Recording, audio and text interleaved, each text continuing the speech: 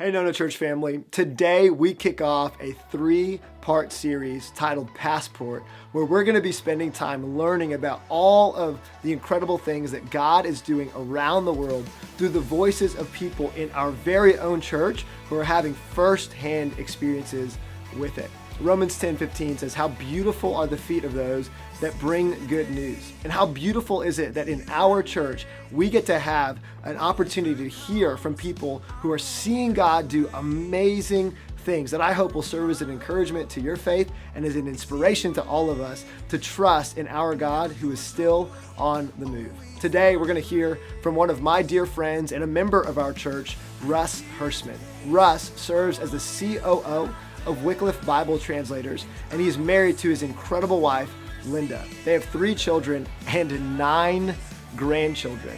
Russ, in 1976, alongside his wife, Linda, moved to Sudan to pioneer a new work, translating the Bible for a group of people that had no access to the scriptures in their heart language. He was also, in 1985, in the movie Out of Africa, starring Robert Redford and Meryl Streep, which I just think is a fantastic thing that you need to know.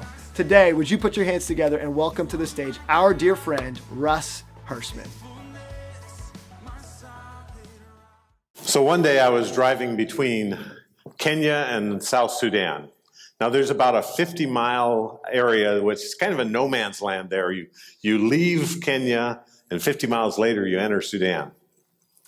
And it's a wild area, rough road, wild country. I'm driving along slowly, just negotiating this track, and all of a sudden this guy steps out from behind a bush, and he's waving me down, and he's using the business end of an AK-47 assault rifle to emphasize his message. Now, I didn't know this guy, but I did know he was a Toposa. I knew this because we lived among the Toposa, and I recognized the way he was dressed and the scar pattern on his face. Now, at that time, I was probably one of maybe less than 10 white guys that could speak some Toposa. So I stuck my arm and head out the window and yelled, "Mata! Mata jika joka yonga!" The guy was so surprised to hear his language coming out of my mouth that he dropped his gun, and I dropped my foot on the accelerator. I learned a life lesson that day. Always greet people. It can save your life. So hello, Nona Church. How are y'all doing? Have you had a good week? Okay, now it's accountability time. Have you rested at all this week? Yeah? Some people are fidgeting now. Did you know that every week has 168 hours in it? Well, I spent 34 of my hours sitting in airplanes or in airports this past week because of back-to-back trips to Germany and Seattle. You get that much time, you get a lot of reflection going on, and then you get a little bit more in the middle of the night thanks to the jet lag. So I have a question for you. Do you have nice feet? No, seriously. Do you have nice feet? Are they Instagram worthy? You know the picture. The feet at the end of the lawn chair or whatever kind of chair with the beach and the sky on the other side, you know. You have seen that picture. So, yeah, do you have nice feet? I don't. I have old guy feet. You know, old guy feet are kind of scarred and beat up. And I'll tell you a secret, some of you young guys, your big toenail is going to get real thick. You know, you're going to cut it with wire cutters instead of nail cutters. You know, and it might get a little discolored. It's nasty. Yeah, no, this is no Instagram photos of my feet. But you know what? God tells me I've got beautiful feet. Romans 10:13 through 15 says, "Everyone who calls on the name of the Lord will be saved. How then can they call on the one they have not believed in? And how can they believe in the one of whom they have not heard? And how can they hear without someone preaching to them? And how can anyone preach unless they are sent? As it is written, how beautiful are the feet of those who bring good news. Well, I've been in missions for 42 years, and my gnarly old feet, they rock, you know. So how did I get into this business of missions? Well, I tell you what, God kind of tricked me into it. I became a Jesus follower when I was in the summer of my year going into my sophomore year of high school.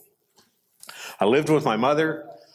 She didn't drive at that time. I was too young to drive legally. And there was a man at the church that I was going to that he would come and he would pick me up for every service, every youth group meeting, and then he'd take me home, you know. His name was Dick Anderson. He was a giant of a guy in every way, including he was 6'5" and weighed about 260. And one Sunday in my junior year, I was heading out of the church. You know, service was over. I was getting out. And I was going down the stairs, and Dick, he stops me on the stairs. Now you have to picture this guy's big. And he's got these bear paw-sized hands. And he grabs one of my hands in his bear paw, and then he puts his other bear paw on my shoulder. And he says, "Russ, wasn't that a great message? Doesn't it make you want to be a missionary?" And I'm telling you, I have no idea what was in the message, and I had no intention of being a missionary. But I also wanted to survive because this guy could break me in half, and he was excited. So I said, yeah, Dick, I want to be a missionary. Now, he let go of me, and he probably never, ever thought of that again. But, you know, God didn't ever let go of me on that weak, unintentional commitment. As I graduated from high school, I contemplated careers, teaching, going into art, anything not including missionary in it. And I went off to college and was preparing, and I was taking these non-missionary classes. And but God just never let me loose of this commitment. One day, my youth group, college youth group leader cornered me. He had me in a car, took me far enough away from where we were that I couldn't walk back, and cornered me in this car. And he said, "Russ, you know, God has a different life intended for you, and you're kind of running the other way." And I realized that was true. And I said, okay, I'm going to give in to God here. And so the next term, I transferred to a Bible college to prepare to be a missionary. Now, there are lots of missions out there, tons of missions out there. And I had no idea what I was preparing for.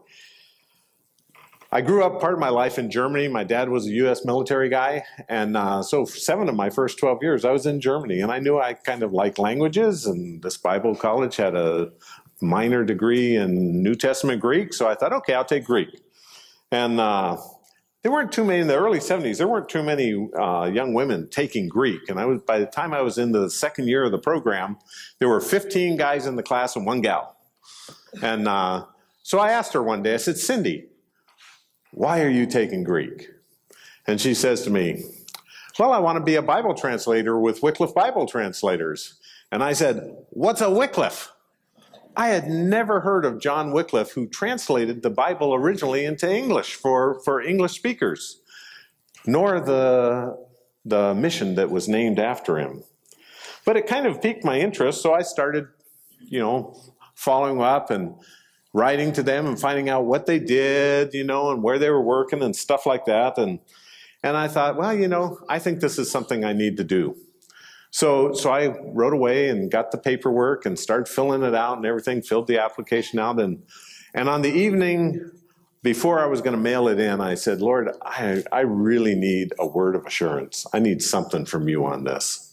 So I did something that I don't suggest that you do. I took my Bible, plunked it down, threw it open, and went like this. And I read. Then I heard the voice of the Lord saying, "Whom shall I send, and who will go for us?" And I said, "Here am I, Lord, send me." Isaiah 6:8.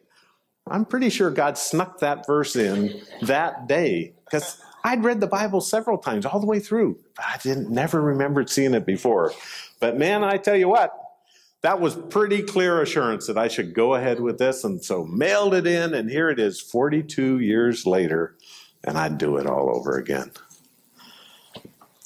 So the big idea for the Passport series is that God invites us into the adventure of missions because the message is too good and the vision is too big and the need is too great to stay distracted or disengaged. And today we're going to look at that first part. The message is too good. The church I came to Christ in was a lot like Nona Church. It held the Word of God in high esteem, and it taught us that the Bible was God's message to us that had been written down over hundreds of years, and if we wanted to know God's heart and mind on something, we should go to the Bible about it, and He would show us. Now, even though I'd only been a Christian for about 5 years at that point, I knew that He wanted me to go into missions as a Bible translator. I had already come to rely so much on God's Word for direction in my life, and I learned from Wycliffe that there were people groups in the world today, thousands, that didn't have any scriptures at all. They didn't have any of the Word. I just couldn't conceive of that. You know, I depended on the Word for reading each day, for direction. I studied it in class. You know, it just had a huge place in my life. And here are these people that had nothing. And, you know, if I got tired of what I was reading, I'd go get a different version, because how many versions of the Bible do you have in your home? You know, probably multiple. And so here I am learning that they didn't have anything. And these were people groups like, if you've been around Nona Church for a while, you may have heard of the Masan in Asia. You know, Nona Church has been responsible for helping them to get the Bible translated into their language. Now, Linda and I met at Bible college and dedicated our lives to the ministry of Bible translation, and we expected to spend pretty much our entire life living among a single people group somewhere in the world, giving our lives so that they would have the Word of God. About that time, we met a couple who had spent several months moving around in Sudan, just trying to discover how many languages there were in Sudan. There's 143 different languages in the Sudan. And most of them don't have the scriptures. Now, Sudan is not a place that a whole lot of missionaries are knocking down the doors to get into. You know, amazingly, in the first service, I met one, you know, but there just aren't a whole lot of people that are wanting to go to a place like Sudan. But we sensed in our hearts that God wanted us there. And so with 2 kids at that point, ages 2 and 4, we packed up and went off to Khartoum and learned Arabic. And then we moved down to South Sudan into the southeast corner to live among the Toposa. Now, the Toposa number about 125,000 at that time. And they're semi-nomadic cattle herders. They kind of follow the pasture lands as places get water and everything. And I tell you what, at that time, they had zero interest in the scriptures. Nada. As long as they had their cattle, they were satisfied. Now, the Toposa also had a belief in a supreme creator God named Nyakuj. And they believed that Nyakuj had let down the first Toposas on a rope from heaven to earth, but then the rope had gotten cut, and they could no longer reconnect with Nyakuj. Gosh, we heard that and we thought, this is what Jesus is all about. We're here, and we're going to be able to tell them about Jesus. Jesus is the one that reconnects that rope, reconnects the Toposa to Nyakuj. But we knew that they were going to need a Bible in their own language to really understand that. Now, I wish I could tell you that Linda and I translated those scriptures for the Toposa and gave them to them, but instead, after a year among them, God moved us out of that and moved us into mission administration. And I tell you what, leaving the Toposa was one of the hardest things that we ever did, because we felt like we were just abandoning them. But we also knew we had to follow God where He was leading us. Well, I tell you what, God is not going to leave people abandoned. That's not what our God is all about. One of the highlights for me was over the next many years was seeing a young Toposa teenager come to Christ. We were able to help sponsor him to Bible college in Kenya and then to seminary, and he became the pastor to his own people and became the Bible translator to the Toposa, for the Toposa language. He, when we were there, when we lived among the Toposa, I don't think we really knew of even one believer among that 125,000 people. But today, because of the work, the church planning that James Lakuta has done, the translation that he and his committee have worked on, there are now tens of thousands of believers among the Toposa. In fact, just this past year, the Jesus film was dubbed into Toposa, and now there are thousands of people turning to Christ among the Toposa at just about every showing of it. It's an amazing time. They are reconnecting with Nyakuj in ways that we could never have expected, because the message is too good to be kept to ourselves. And the message of the gospel is too good for people to be abandoned from it. The Toposa have a fierce reputation. I mentioned that they're usually happy as long as they have their cattle. Well, they also have another belief that Nyakuj gave all the cattle to them. The neighboring groups around them, those are just on loan. And if they want them back, they just go and take them. Now, you can imagine that that's not looked on with kindness by those neighboring groups. And so the Toposa are constantly at war with their neighboring groups. While we were there, they were fighting against the Longarim, but they also fight the Lopit, the Tenant, the Turkana, the Lotuja, and anyone else that has cattle that they can reclaim. Toposas are proud of their achievements in war. One of my closest friends among the Toposa was a man named Lochelade. Lochelade he's probably only 40 years old, but he looked about 70. It's a hard life out there. He had elaborate scars, intentionally made, not accidents, but intentional scars on his torso. And one of them was of a guy laying down. And I thought, what's this about? So I asked him, I said, Lochelade, what's that all about? It's right here. And he says, oh, that depicts a man that I killed in a cattle raid. I mean, he said that like it was a butterfly tattoo, you know? And he was proud of it. He was proud of it. You know, since the planting of the church, and since so many of the people have come to Christ, and since they have portions of the word in their language now, the Toposa are realizing that they just can't go around taking people's cattle or their lives. And they're turning from a warlike people to more of a people of peace. See, that's the power. That's the power of the Word of God to transform lives individually and whole communities. You know, another one of the highlights of my life is to be present when people have received the Bible for the very first time. We had a friend named Angelo. He was the lead translator for the Jur Luo. And the Luo didn't have any scriptures and all. And then they worked on the book of Luke. And it got printed out in Kenya. And I had the privilege of taking the first copies up to Khartoum.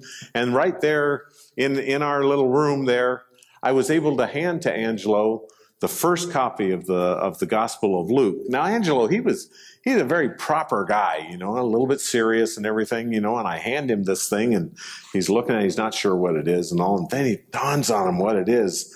And his face just is transformed into joy, and he starts to dance and sing around the room and everything. Before long, I'm joining him, you know, and it's not a pretty sight, but it is joyful. Getting the word in their own language for the first time. Last year, I went to the Solomon Islands in the South Pacific for the dedication of the Roviana Bible. The gospel had first reached the Roviana in 1902.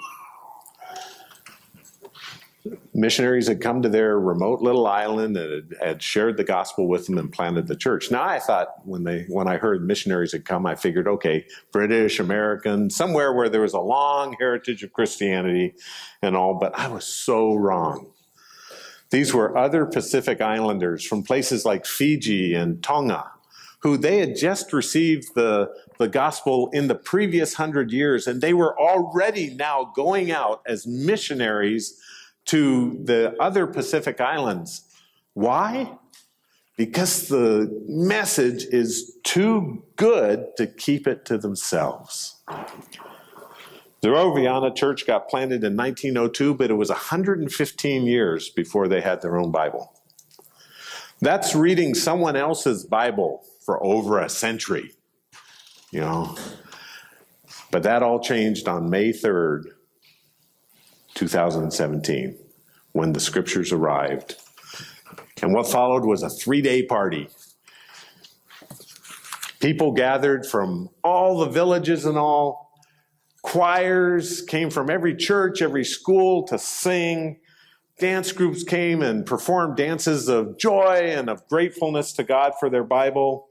The tables, oh my goodness, the banquet tables, I don't know how those things stayed standing. There was so much food on them. There was pastors and church leaders, and even the deputy prime minister of the Solomon Islands came to speak and to rejoice with the Rovianas over their Bible. Here's a copy of it, actually. Can you see that? Can you see what it says? Kind of looks like it says Book of Hope, doesn't it? Well, yeah, it really is. It is a book of hope.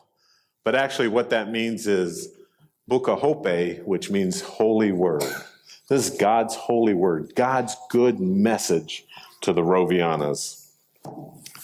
So you remember that big idea that God invites us into the adventure of missions because the message is too good and the vision is too big and the need is too great to stay distracted and disengaged?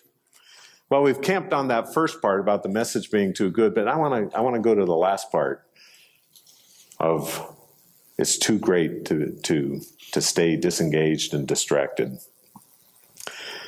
I'm not sure how many of you are following the World Cup. Anybody? Yeah, good. I love the World Cup. If you spent any time outside the United States, you know what the world means when they say football. This last week I was in Germany, and I was there last Sunday when Germany lost their opener to Mexico. Oh my goodness, National Day of Mourning, you know, it was amazing. You know, Germany is one of the powerhouses. And every now and then the camera would go along the sidelines of the German team, and they were down, but they were also, I mean, these people that weren't in the game, these players weren't, they wanted in that game. They wanted to take their skills out into the game. Well, Nona Church, we are full of skills that God can use in his mission. We need to get in that game. You know, Lake Nona is the home for the headquarters for Wycliffe and for Cru and for pioneers. And you might think, man, there are so many missionaries because it's just disproportionate amount of missionaries in our church. You know, you can't swing a cat in here without hitting a missionary. You know, not that I would swing a cat. You know. But, so you might think, wow, there's no need for more missionaries. Oh, you're so wrong. There's huge needs in these ministries and many, many other ministries. There's still 1,500 languages that don't have scriptures in them. We need people. Cru needs people. Pioneers need people. Conversion needs people. So maybe God is nudging you the way Dick Anderson nudged me those years ago. If you want to find out more about it, talk to any one of us that are involved in ministry. Or talk to Andrew Axum. Now, Andrew's not here this Sunday, so you'll have to email him, or you can talk to Jen and all. But you can find out information about opportunities in mission. Now, if something like a career change is like, that's just way too scary to contemplate, you can get involved in one of the short-term mission trips. I mean, was that not fun listening to what Taylor and Caitlin had to share? You know, Again, talk to Andrew, talk to Jen, find out what's going on. You know, I mentioned the Masan people earlier, and then the short-term mission trips and the other kinds of ministries that go on and everything. You know, those things couldn't go on unless each one of us, you know, decides to dig a little deeper into our pockets. And I'm going to tell you a secret that is probably going to get me in trouble at the next short-term mission season, but that's okay. A lot of people kind of dread that season because you know what arrives in your mailbox? The infamous support letter. You know, I love those letters. I want to give to everyone that I receive one from. Because you know what? You never know what God's going to do in the life of a young person that goes on a short-term mission trip. And today, just about every person that enters into missions as a career came through a short-term mission trip first, and I want a piece of their lives. Not everybody has the funds to be able to do that, so don't feel bad if you don't. But you have time to pray. And I guarantee you there is no ministry, no missionary, no translation project, no short-term mission trip that would not value your prayers. You know, you can get the prayer requests from the missionaries that Nona Church supports. Again, just let Andrew know. If you haven't noticed, I'm trying to make some work for Andrew. I think he'd be happy to be kind of swamped by y'all if you wanted to find ways to get involved in the ministries. Or maybe you just want to do something locally. You can kind of stick your big toe in locally first. Well, you can do that maybe by doing one of these summer clubs in your neighborhood. Be a sponsor, be a host, be a teacher at it. Or if you really want a real entry-level way of doing something, just get the name and address of one of the missionaries that Nona Church supports and write them a letter of encouragement. It's so easy, but you'd be amazed at how appreciated that is and how good that feels to be on the receiving end. So God's invited us into this great adventure of missions. And the message is just too great to stay disengaged and to stay distracted. And we need to get in the game. So would you pray with me, please?